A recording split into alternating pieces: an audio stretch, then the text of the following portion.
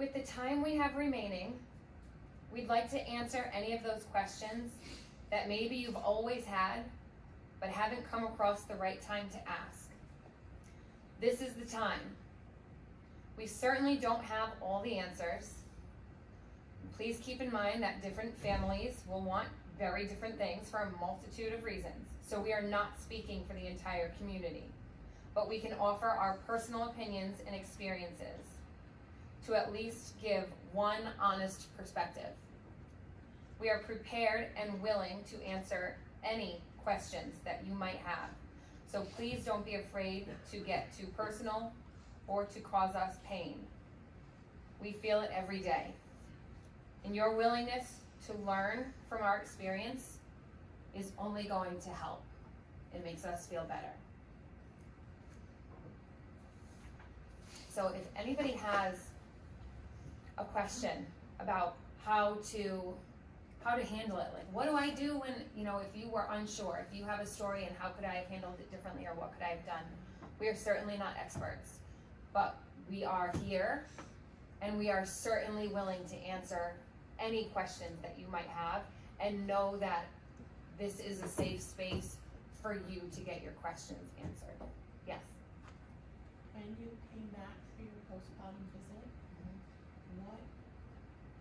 what could, any suggestions as far as how can we make that a better experience at the office? That's a good one. So that was one of the most unexpected and difficult moments for me personally. I hadn't left the house much in those 6 weeks. So then for my first time really out in the world to go sit in the room where I sat when I was pregnant, and to have other people coming in with their little carriers and other pregnant women coming in, that was amazingly difficult.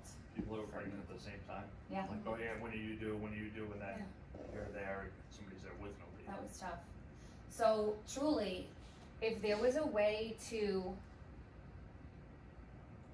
meet somewhere else, or can I go in a back door and go right into the room? Can I avoid that waiting room altogether for the time being? Those are some things that, would have probably been helpful. Because there's always a back way in, or there's a secret door. There's something. But it's all about planning. So you would have to plan that in advance with the patient and with the provider. But being that provider that knows, hey, listen, you're going to come back in 6 weeks and you're going to sit in this waiting room. We want to make this easier for you. So when you get to the parking lot, call us. We will know you're coming, and we're going to do it this way to avoid that situation. So to have some sort of a plan in the practice of, yeah, this is what we should do instead, because that is unbelievably difficult. Yeah, it was a great question. Thank you. Any other that you've always wanted to ask? In your journey, when were you ready to hear information about the circumstances of Margaret's death? Or did you need it in small increments? Did you need it all at once? Well, and so this is a hard one too, because for so many, there's never an answer. Like so many people that have lost never ever get an answer, and that's so much harder. So for me and for many that I've spoken to, we want to know, like, you need to tell me what just happened. If you know, I think, telling us is, like, I wanted to know right then. So what happened with us was, Margaret had only one X chromosome instead of 2. I also had a clotting disorder that they did not know about. It was brought on by this particular pregnancy, and instead of the clot going to my brain or my heart, Margaret took it and saved my life so that I could still be here for my other children. So when they gave me that information, I was, at first I was angry because, oh my God, it was my body that killed Margaret. Like, had I not had this clotting disorder, children live with one X chromosome. Like, I've met children with monosomy X, and they're fine.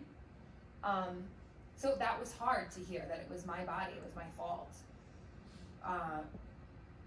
but then you kind of start to learn and you appreciate, like I can say now, Margaret saved my life because the rest of my children desperately need me, you know? But if you have the answer, give them the answer, really, yes. So, thank you for sharing that with us. I'm sure this is important. Thank you. I am a nurse practitioner, and I work in the community a lot. Mhm.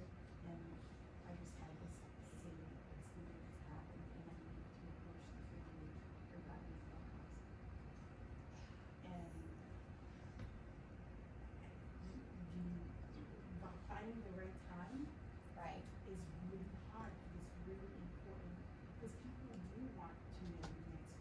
I work in the NICU a lot, I see when babies pass, and some families want this for this reason, others don't, and just having real guidance as to how do you, right, how do you bring that up? yeah, it's hard. So it's kind of in that same moment, right? So as you're speaking and saying, we can try and be very careful with wording, because like I said, often you will never know. Even if you have an autopsy, even if you have all the blood work done, often they will never know what happened. But when you're talking about, would you like to find out, do you want us to try our best to find out? This is the way we can do it. We can run X, Y, and Z blood work on you. We can do some tests on the baby, or we can send it to a full autopsy. And let me tell you, here at Women and Infants, the autopsy team is amazing. They are gentle, they are loving, and they are kind. So if you were to approach it with that, if you're interested in finding out what happened, these are the ways we can do it. And you may not be ready to hear this yet, and that's okay. When you are, let me know and I will come back. But bring it up, you know what I mean? If you're not ready to hear this yet, that's okay. I'll give you some space. But if you would like to know, call me back in and we can talk about an autopsy, and I will tell you your child will be treated with respect and love. And that's what we want to hear. I want, like, for me with Barbara, it was, she held my daughter in such a loving manner. Like, it was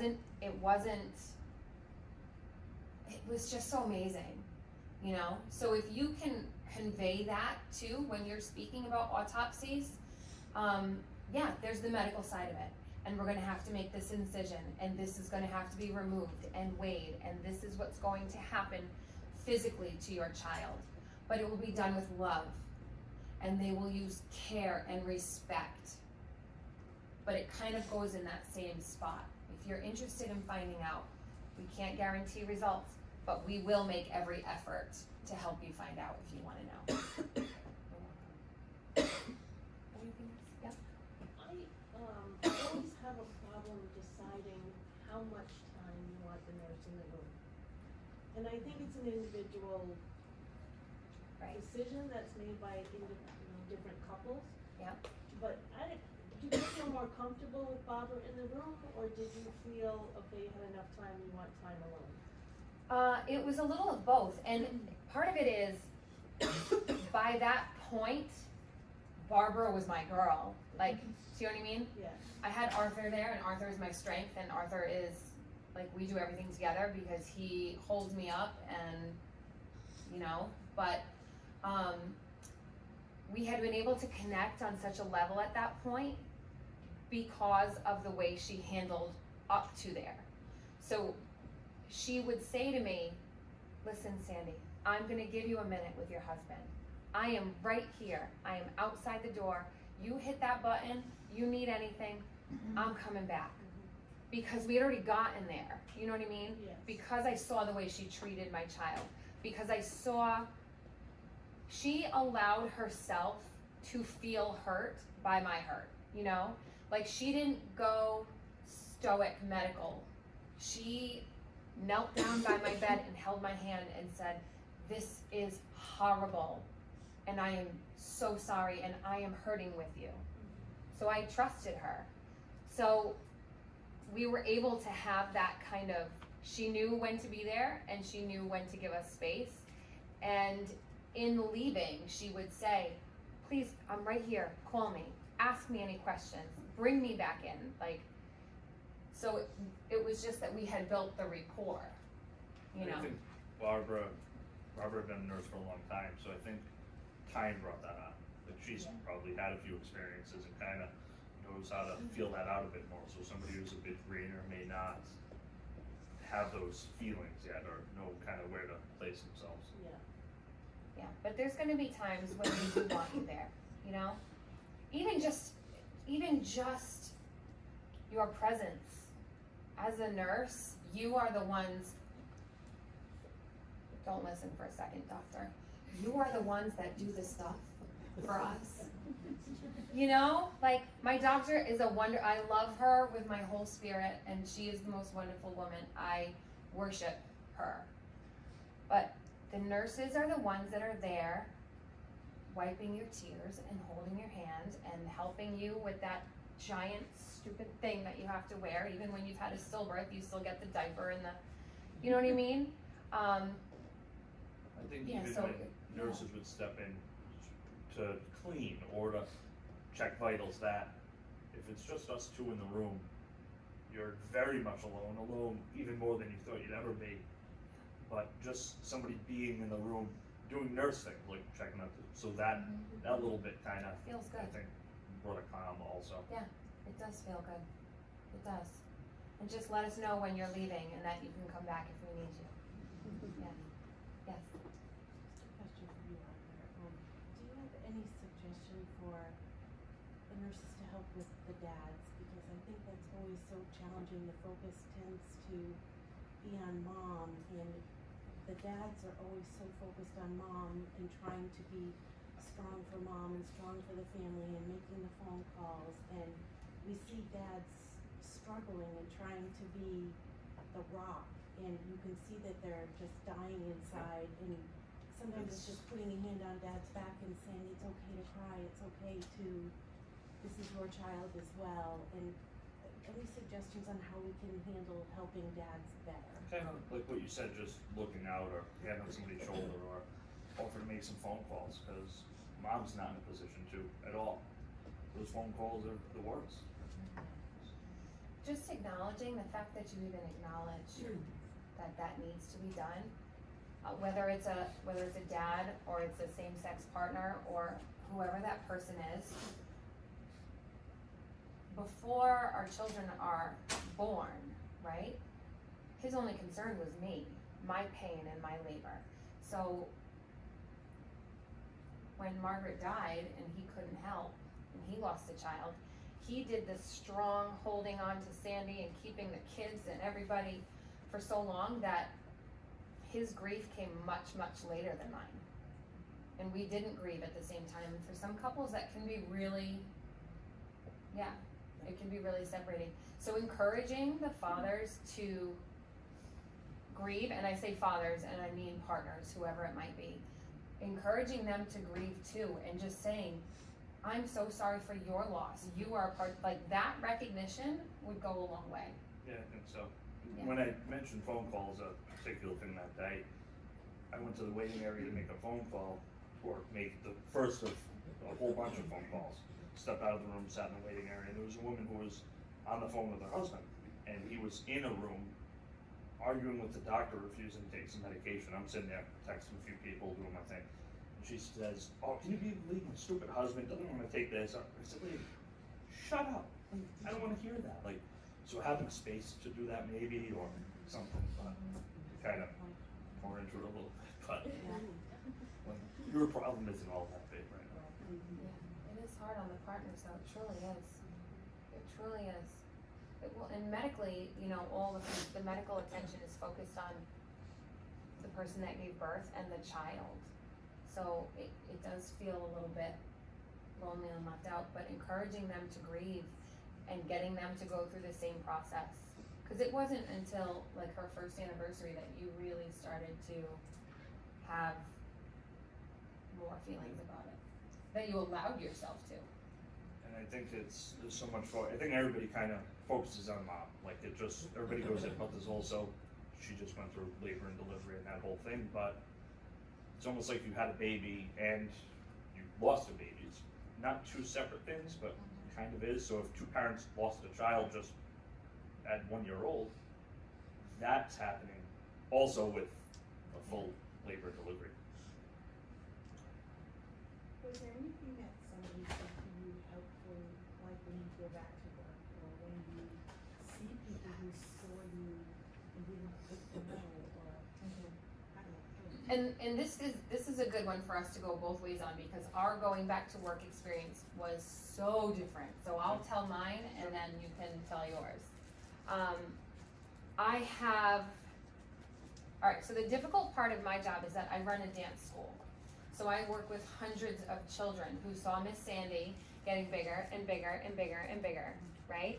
So then, how am I supposed to go back to work and face all of these children? And how do I tell them that Miss Sandy's baby is in heaven? So they know, it's like, is that my place, or what do I do? So I have a wonderful group of friends, like beyond wonderful. And one of them, before I was able to go back to work, went into each of my classes and spoke to the parents. So we had, teachers subbing in the classroom, and we had parent meetings apparently going on in a different area. And she spoke to the parents for me. And she said to them, this is what happened to Margaret. We're gonna leave this basket here so you can give cards, and we'll make sure it gets to them. And if you would like to explain this to your child in the way that you feel it's best, because when Miss Sandy comes back in, she's not gonna have a big belly, she's not gonna have a baby. So having that person to preemptively go in and say, all right, Margaret passed away. And for me, it was always, say her name to me, please. Like, it was always, it wasn't to don't talk about it. It wasn't to silence people. It was to say, this is what happened, and Sandy wants to talk about it. Sandy wants you to ask how Margaret looked. Sandy wants you to, you know what I mean? So that was nice. When I did come back, it wasn't quite so, Sandy's here. Parents were a bit, but kids are Yeah. kind of honest. The Like, kids were hey, very, where's your dead baby? Like, Yeah. that's, I heard Margaret died, Miss Sandy, like, but they're just so, they're like, they're little kids, and that's okay, because it was like, honey, she did die, and you wanna talk about it? Because I could use to talk about it, or do you wanna just give me a hug, because I'll tell you, Miss Sandy could use a big hug right now. So that was nice to have somebody. There were times, I went back to the first time I dropped off my daughter at school after that, and I wasn't visibly pregnant anymore. The principal came running over and, can I see the new baby? Where's the new baby? I have to see her, oh my goodness. And I was like, those moments are hard, and those are gonna come up whether or not they're gonna happen. Your hairdresser, places you don't think of. People are gonna say, oh my goodness, you delivered the baby, where's the baby? How's it going? How's the baby? And so that's really hard. But to have a designated somebody, at least in your place of work, that is willing to go in and say, this is what happened, this is how they would like it dealt with. Because there are other people that I've talked to that do not want it to be spoken about. So you go in that moment and say, listen, this is what happened. Sandy's coming back to work next week. She does not want to talk about it.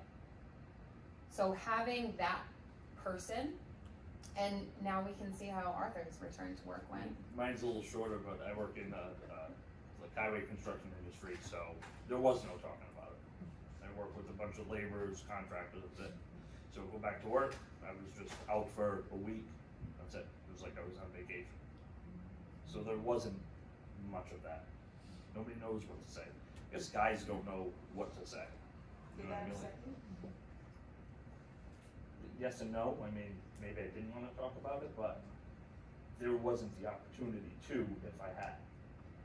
If that makes sense. It probably would have been helpful in the, because like I said, his grieving didn't start until much, much later. Yeah. Because it was, go back to work and do your job. And nobody there you know, right? And then mom's at home all day, people stopping by to check on her, make sure things are okay with the other kids. So there's a lot of checking in there, but yeah, just go back to work. And that was like any regular other day. He just went back to work with his group of guys. Nobody asked about it. Nobody said anything, and that was that. They went back and started working on the next project. There were a few people, one or two that had come up to me. There was a manager of construction at the time who had said, like, pulled me aside, he and I, 2 seconds, and he said, hey, look, my wife and I went through a very, very similar thing. Sorry to hear that. And that was like one of the few experiences I had when I went back. But I think that's why so many dads that we meet are still struggling so much years and years and years later. Not that I'm not. I mean, still to this day, I'm happy when people announce pregnancies. I'm happy for them. But holy moly, it is really hard for me.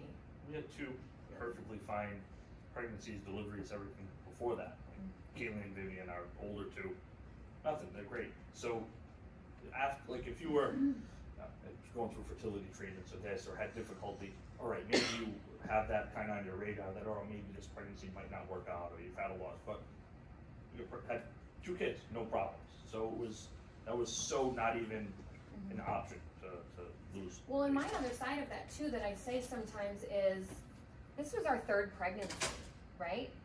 So we went into our 3rd pregnancy, taking the childbirth classes and the lactation and the birthing, you know, all that stuff. I didn't know babies could die. Like, what do you mean? What do you mean there's no heartbeat? My friend just had her son at 24 weeks gestation. He's awesome. Like, he's alive and playing soccer right now. What do you mean babies die? So maybe having more of that in our prenatal education, which I know is not necessarily, you're mostly labor and delivery nurses, I'm thinking. But it is a shock, because we don't know. Like, I didn't know babies could die, you know? So that's a tough one. And not that it would have been any less or more with any other one, but this was the baby we tried for. Like the first one was a month before our 1-year wedding anniversary. That was a Second surprise. one was kind of another surprise. That This was was like, all right, now's a good time, like we're in a good spot, let's try for a 3rd, and that, so this was the, I don't wanna say that she's one that wanted more, she's but the one like we that was really one of- wanted. there was more planning around this one. Yeah, it's tough. And with that comes, now our older 2 children are struggling immensely in school, socially. Our 6-year-old was just diagnosed with PTSD. I just didn't know children could have PTSD. She has PTSD. It's horrible getting her to go to school, getting her to go to sleep, knowing that mom and dad are not gonna die overnight. It's horrible. So this is not just you'll be okay, your family's gonna be okay, because it's never. And I'll tell you, I could do a whole nother lesson on pregnancy after loss, because pregnancy after loss is, there's no words. There's no words. Yes? Did you go to like support groups or individual counseling? And at what point, if you did, at what point did you go there? So we're not super social people. So for us, Facebook really helped. Yeah. Yep. Reading other people's stories and giving that moment of like, people have been through this before and they're still okay. Like, they're still sad, but they survived. People went on to have other healthy children. Okay, that's good to know. I think sitting face to face with other people that have lost just didn't fit well for us, which is why it's nice to have so many options. So like, these are your grief counselors if you want to do one-on-one. These are your support groups. But hey, if you would rather, there's a huge online community of people that are so there for each other. And that's the road we chose. And I still to this day love it. And I love to be able to offer support to others. And now I get to be the one that says, I did go on to have another baby, and know your life is never gonna be the same, but this is what we do, and, you know, there are some wonderful, support groups here at Women and Infants, for sure, that I know of. But I feel like we could do more. We had talked about starting a walk. They do walks in Ohio for remembering the babies. Newport Hospital does We a do. lot. What? Just did our We walk did it yesterday. Okay. But I do have a question. Yes. You mentioned about pumping and donating breast milk. Was that brought up to you while you were in the hospital, or did you I look think, into that when you got home, or? Well, that was one of the things I found online, because unfortunately, I didn't get, and it may have, there's so much information that comes in. You know, when you've lost a child, there's so much information. And they may have told me, I don't really know. So what I do remember is putting she was 4 at the time, putting my 4-year-old to bed a couple days later, and oh my God, my milk just came in. Like, oh, that's right, because I'm supposed to be feeding a child right now. Okay, all right, well, what the hell am I supposed to do now? So then you go online, and since then I have had relationships with people that have chosen to pump and donate. So that's always, you know, I tell people I have this really great tool if you want to dry up your milk, but there's some really wonderful places that you can donate it to for babies whose mothers passed away in childbirth, or babies that are being adopted and you want to give them breast milk. So there are really great places you can donate it, but that I found online because when my milk came in, I didn't know what to do. So that was really, that's one of the first things I always tell people if they're still in the hospital, is, hey, just so you know, your milk is gonna come in a couple days, and these are your options. That's just one of the things that I say, and I don't know if it's different coming from me because I've kind of been there, but I do recommend at least telling, like there's been a couple occasions where the mother clearly wasn't ready to hear me yet, so I told the husband, or I told the partner, hey, keep an eye, because her milk is gonna come in a couple days, and it's gonna be excruciatingly painful, and you're gonna need to make a decision on how you wanna handle it. how are we doing? I think we need to take a break. Nope, that's Thank you okay, I very just wanna much. wrap up really quick by saying, One quick, did you have, I just, wanted to ask, did you find that your nurse gave you a lot of information about the services? Because that's, I mean, I work nights and I feel like sometimes when we take care of patients overnight and they ask Yep. us questions, we don't really always have the answers, and then also we can't just call up someone in the middle of the night. yeah, So to be better prepared, I was just wondering. Yeah. So you felt like your nurse knew the information offhand? yeah. Okay. Yeah, I mean, the phone calls she didn't really do overnight. It was the Now I Lay Me Down to Sleep did. You can call them 24 hours a day. yeah. I know that there's photographers here, but that's a good one. So we're actually gonna leave some things out. We have Margaret's memory box in the back if you'd like to take a look at it. But we brought some things that we'd like to donate. Some little handmade bookmarks, no more milk tea. I brought a couple cases of it if you'd like to take some stuff back to your hospitals to add to your memory boxes. We're gonna leave that out in the back, and feel free, there's candles and all sorts of different things. Please, we're putting there for you to take back to your hospitals, and if you ever wanna reach out to us, if you have a family that would benefit from peer support, please reach out anytime, okay? Thank you all so much.